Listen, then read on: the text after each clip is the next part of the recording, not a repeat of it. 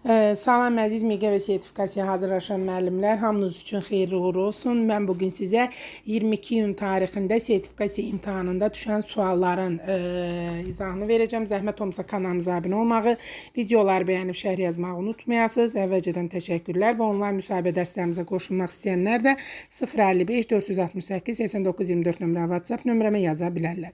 Başlayaq suallara. Birinci sualda nə deyir? Müəllim şagirdlərə videonu izlədikdən sonra yeni və köhnə sözlər əsasında izahlı lüğət tərtib etmələrini tapşırdı.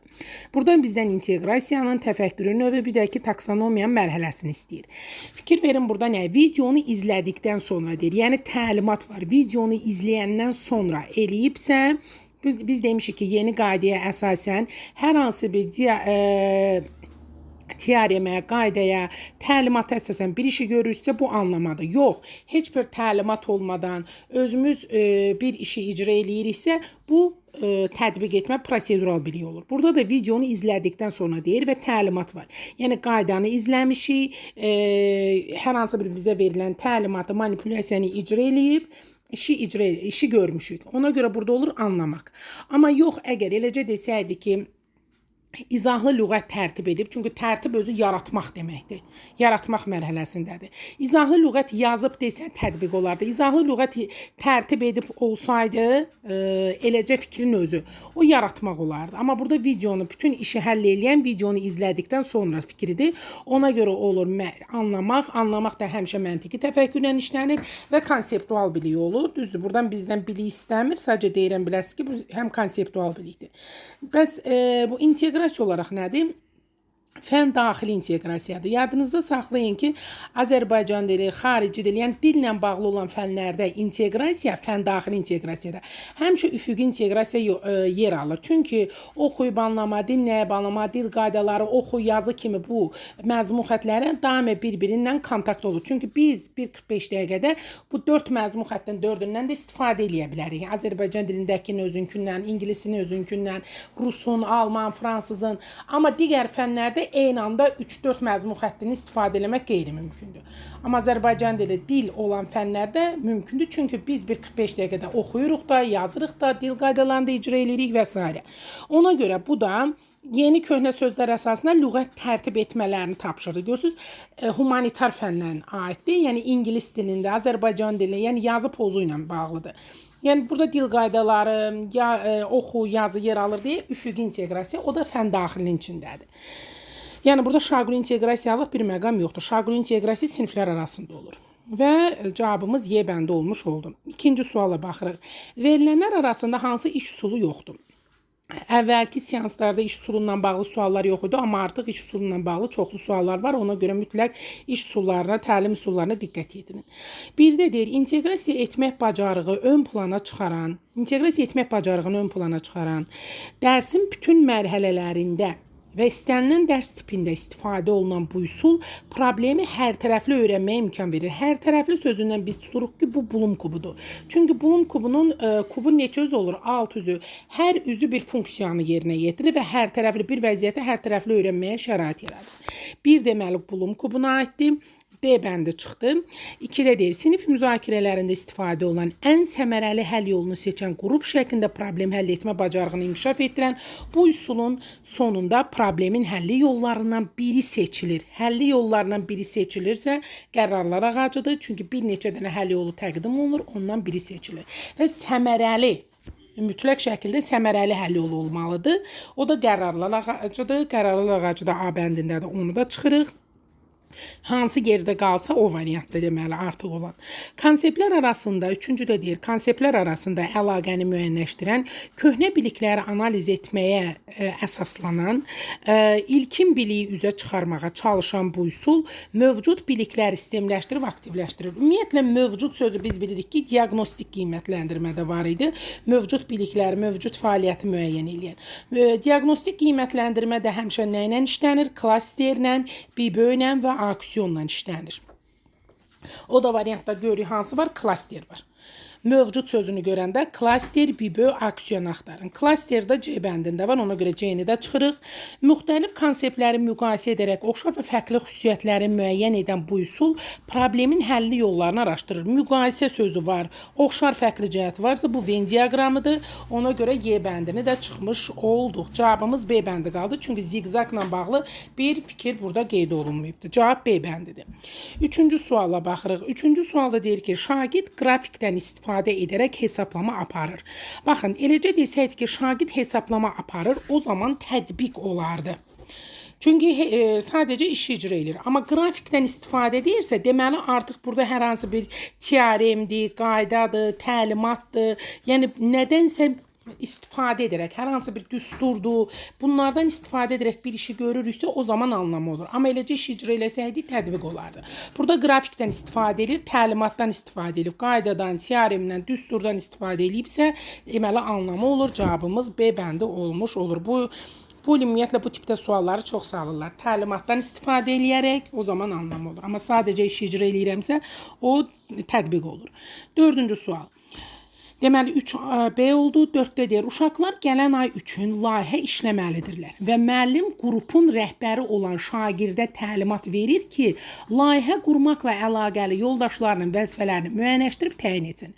Burada çox adam çaşa bilər, layihə sözünü görəndə gedib tez yaratmağı götürər. Olmaz. Cümlənin mahiyyətinə baxın. Deyir, uşaqlar gələn ay üçün deyir, hələ olmayıb, gələcəkdə olacaq. Gələn ay üçün layihə işləməlidirlər və müəllim də qrup rəhbərinə tapşırır ki, get bu işləri gör. Yəni işin icrasını ona tapşırır. Ona görə burada cavab B bəndi, tətbiqdir. Amma layihəni icra eləsəydilər, layihə artıq həyata keçsəydi, o zaman yaratmaq olardı. Burada açar fikir gələn ay üçündür. Yəni növbəti addımlarda görəcəyin işi hələ planlaşdırırsansa, bu elə tətbiqdir. Artıq onu həyata keçirmiş olsaydın, layihə əsaslı öyrənməni reallaşdırsan, yaratmaq olardı. 4B bəndi olur. 5-də sinfin effektiv idarə edilməsi üçün yanlış strategiyalar istəyir. Doğrunu istəmir, yanlış istəyir. Müəllim hər bir şagirdin çıxışından dərhal sonra rəy verməli, münasibət bildirməlidir. Karl Dweck nəzəriyyəsində nə deyirdik? Gözləmə vaxtı vermək lazımdır. Uşağa düşünmə vaxtı vermək lazımdır. Çox yox. Yəni 3-5 dəqiqə mütləq şəkildə verilməlidir ki, uşaq düşünsün. Dərhal rəy vermək bu uşağı qapalı düşüncə tərzinə aparır. Bir yanlışdır, bir cavabımız birdir. Müəllim şagirdə özünü qiymətləndirmə, özünün nəzarət qabiliyyətini aşılayır. Bəli, doğrudur. Metakognitiv bilik formalaşır.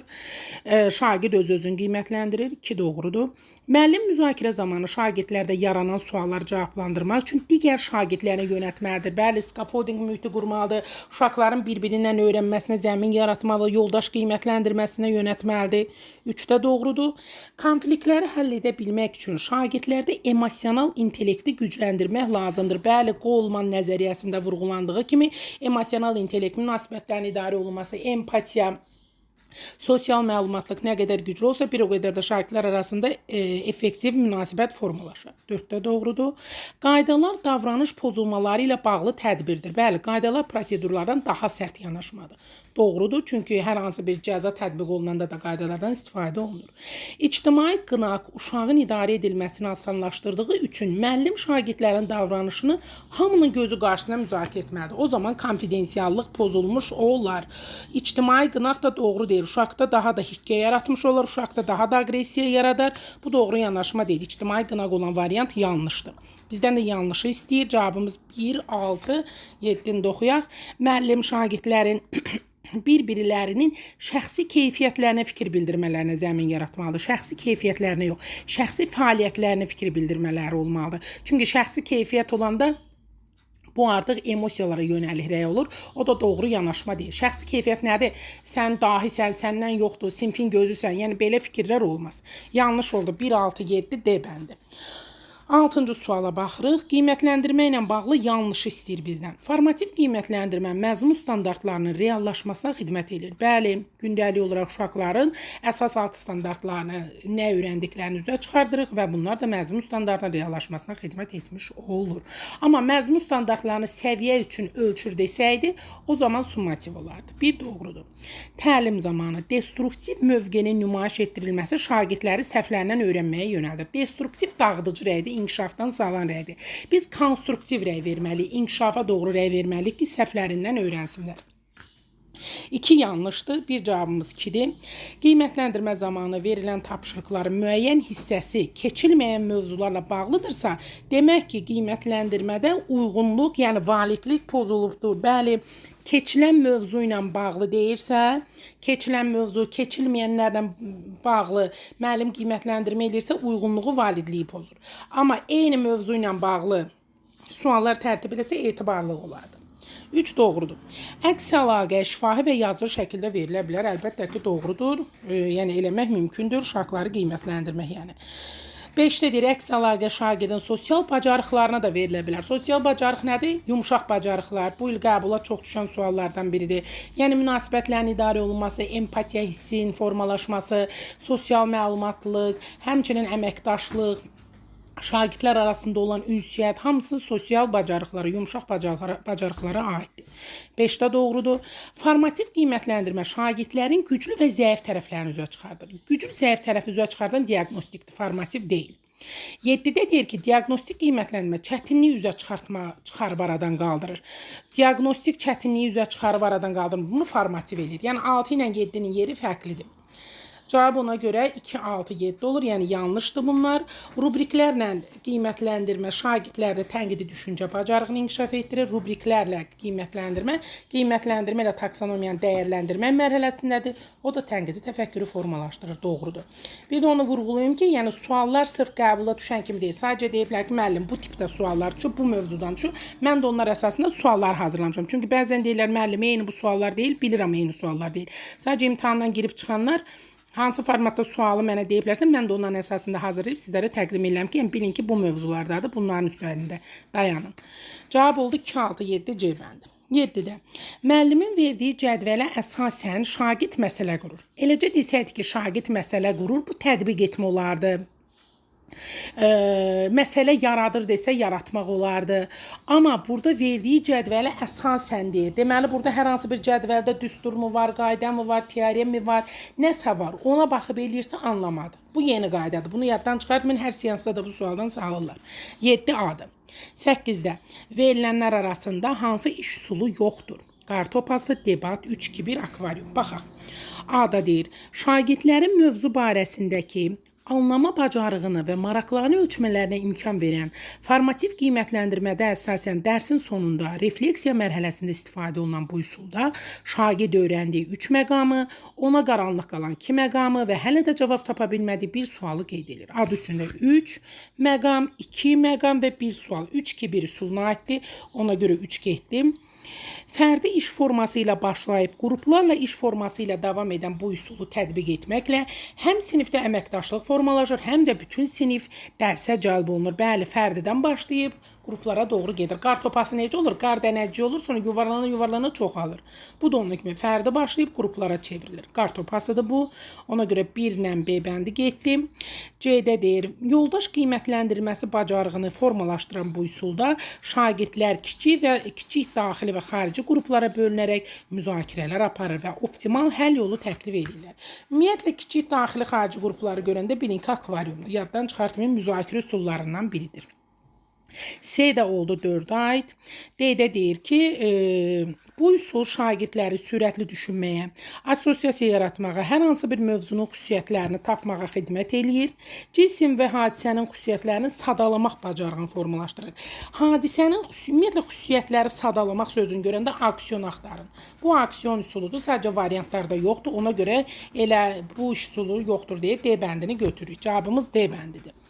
7-də deyir ki, şagirdlərdə riyazi məntiqi təfəkkürü formalaşdıran bu üsulda şagirdlər komandalara bölünür və komandanın biri verilən mülahizəni arqumentlərlə gətirərək təsdiq, digəri isə inkar eləməlidir. Daha güclü arqumentlər verə bilən qrup qalib gəlmiş olur. Təsdiq edən, təqzib edən tərəf varsa, riyazi məntiqi təfəkkürü formalaşdırır, plus arqumentlər var, dəlil var, bunun harda olur? Debatda. Deməli, 2 də Y-yə aid olmuş oldu. Burada deməli, yanlış cavabımız nə oldu? Yanlış oldu D bəndi. Çünki D bəndi aksiyona aid idi. 8D oldu, 9-a baxırıq.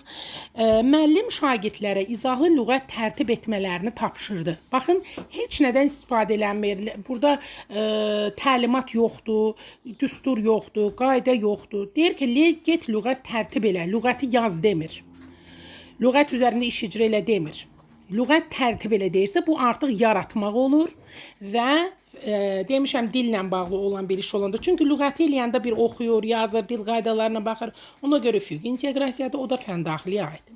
Burada fən üstü olanma. Çünki fən üstü həyatla əlaqə ilə əlaqədardır. Fənlər arası olsa bir fənlə digər fənin adı olmuş olardı. Burada elə bir məqam yoxdur. Ona görə fənlər arası götürə bilərsiniz. Deyirsiniz izahlı lüğətdə hər hansı bir fənlə əlaqələndirir, amma digər variantlarda yoxdur. Axı yaradıcı ilə yaratmaq. Əsas yaradıcı ilə yaratmağa diqqət edin. 9B bəndi. 10-cuya baxırıq. Məktəbdə multikulturalizmlə bağlı maarifləndirmə tədbiri təşkil edilir. Şagirdlərdən biri irqçiliyə yox adlı şagirdlərin maarifləndirilməsi üçün posterlər hazırlayır. Baxın, poster varsa mən göz yumulu nə götürürəm? Yaratmaq götürürəm. Çünki hərənin özünə xas şəkildə hazırladığı poster ola bilər. Layihə necə yaratmaq olur? Poster də onun kimi hər özünə uyğun şəkildə posteri hazırlayır. Özü istədiyi kimi irqçiliyə yox adlı bir poster hazırlayır. Bu da yaratmaq, yeni biliksə konseptual və burada həyatla əlaqədardır. Çünki maarifləndirmə tədbiri keçirilir. Hər kəs gedir evdə onu hazırlayır. Əgər evdən çölə çıxdısa söhbət, sinifdən çölə çıxdısa olur fən üstü inteqrasiya. Çünki həyatla əlaqə var. Ən üstün inteqrasiyadır. 10 da olur A bəndi. Bu qədər, uğurlar, xeyrini görəsiz.